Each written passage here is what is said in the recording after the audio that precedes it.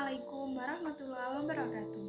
Halo semuanya, perkenalkan nama saya Desi Pratiwi dengan NIM 8603422118 dari Prodi PGSD Universitas Terbuka UPJJJ Palembang. Pada kesempatan kali ini, saya akan membuat video tugas 2 tutorial online mata kuliah Filsafat Ilmu tentang hubungan timbal balik antara filsafat ilmu dan pendidikan. Mari kita simak.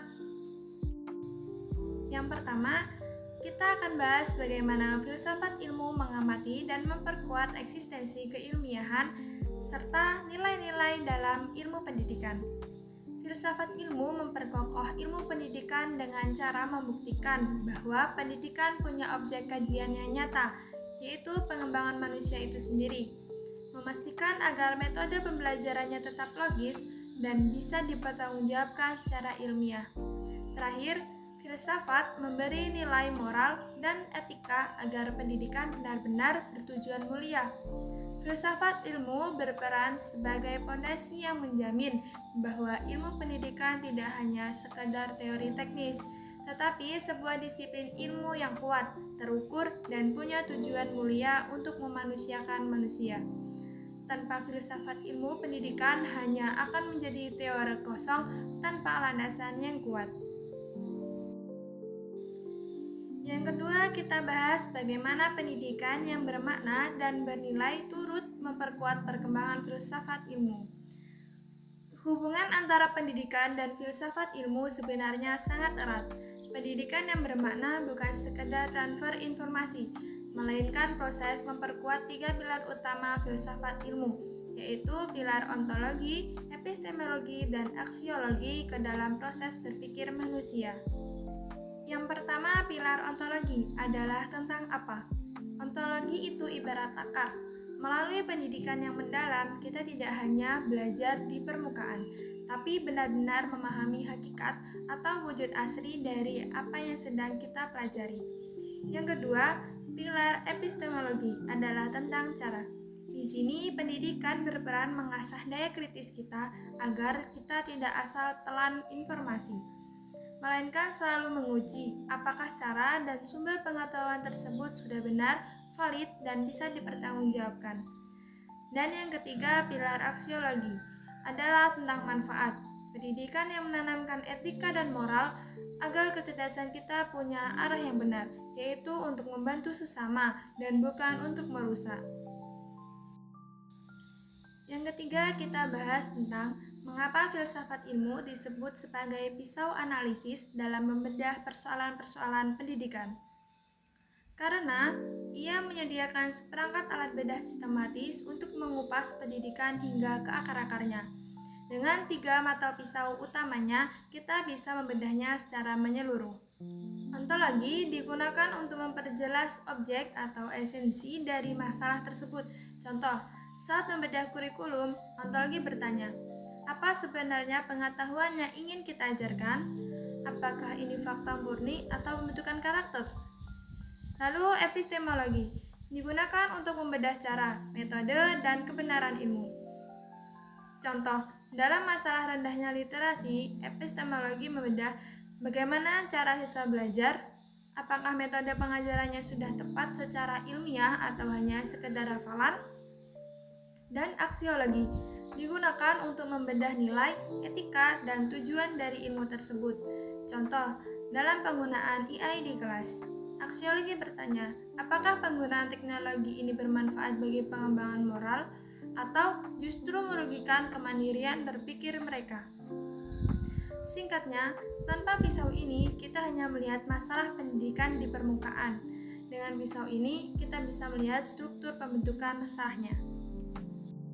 Yang keempat, kita akan membahas contoh penerapan filsafat ilmu dalam praktik pendidikan.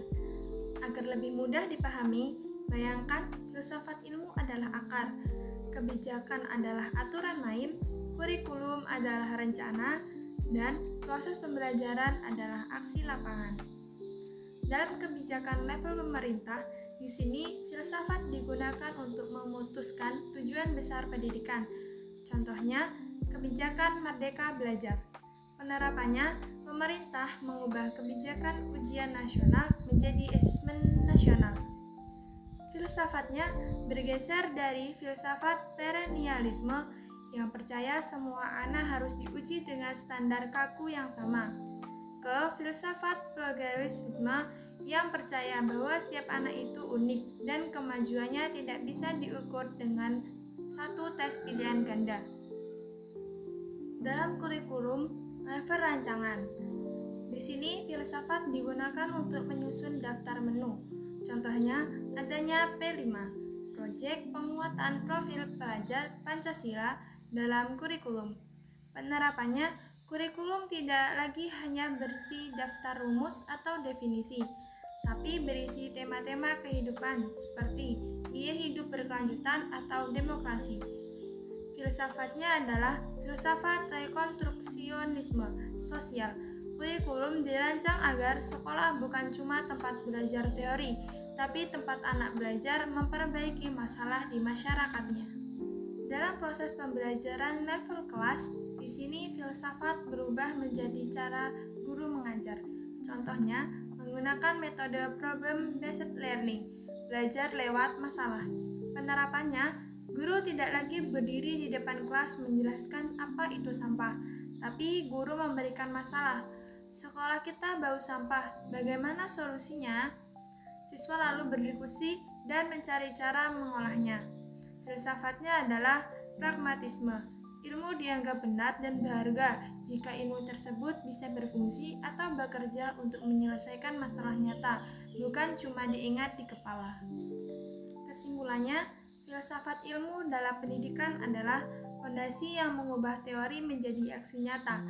Filsafat ilmu memastikan bahwa apa yang dipelajari siswa itu masuk akal, cara belajarnya teruji, dan hasilnya bermanfaat bagi orang lain.